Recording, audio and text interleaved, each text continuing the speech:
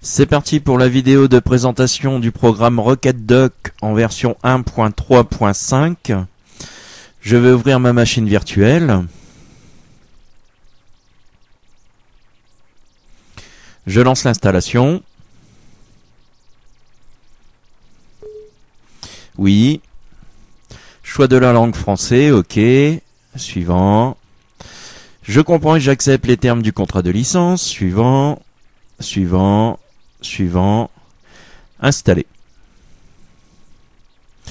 Fin de l'installation, terminé. Alors, je vais lancer le programme RocketDock. Alors, d'origine, il se met tout en haut de l'écran. Enfin, c'est un peu normal puisque normalement la barre des tâches se trouve tout en bas. Moi, ma barre de tâches, elle se trouve tout en haut. Donc, j'aimerais bien qu'il se trouve tout en bas le dock. Je vais faire un bouton droit. Et j'ai ici position. Donc, je vais le mettre en bas. J'ai le choix en haut, en bas, à gauche ou à droite. Alors, on va faire un bouton droit sur la barre là où il n'y a pas d'icône. Donc, bien sûr, si vous êtes sur une icône, vous pouvez effacer l'icône.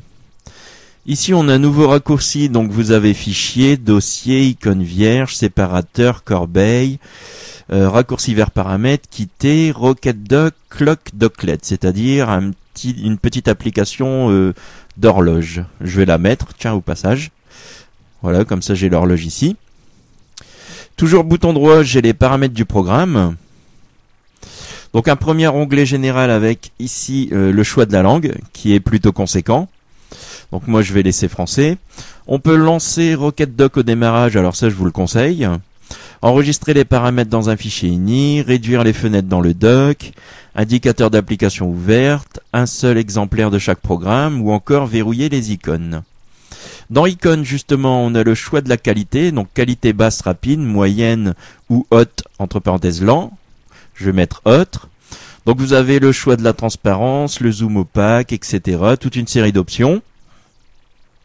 Ici on a position, donc si vous avez plusieurs moniteurs, vous pouvez choisir votre moniteur, ce qui est bien pratique.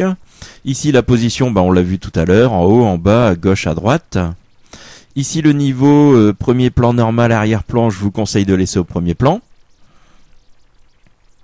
On a un onglet style avec des thèmes. D'origine on est sur Crystal XP, mais si par exemple je change, je prends Aeromilk. Je prends un autre, vous voyez l'aspect ici du fond de la barre change. Vous avez le choix de la police, de l'ombre, du contour, etc.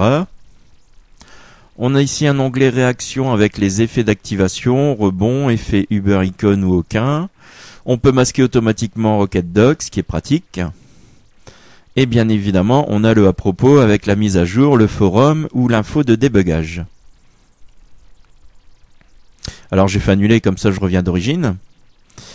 Donc position, je vous ai montré tout à l'heure. Ici on peut masquer automatiquement RocketDock. Comme ça il disparaît ici en l'occurrence tout en bas. Et si je reviens en bas, il réapparaît.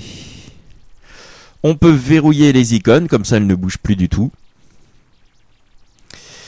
Alors sinon comment gérer vos icônes dans votre barre? Eh bien tout simplement, donc si je prends l'exemple de l'horloge, je fais un bouton droit, donc je peux effacer ici.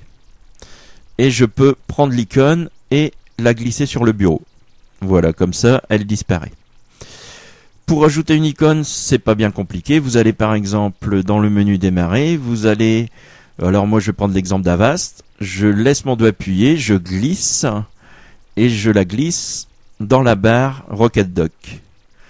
Et voilà, j'ai mon raccourci dans la barre. Si je clique, j'ai bien le programme.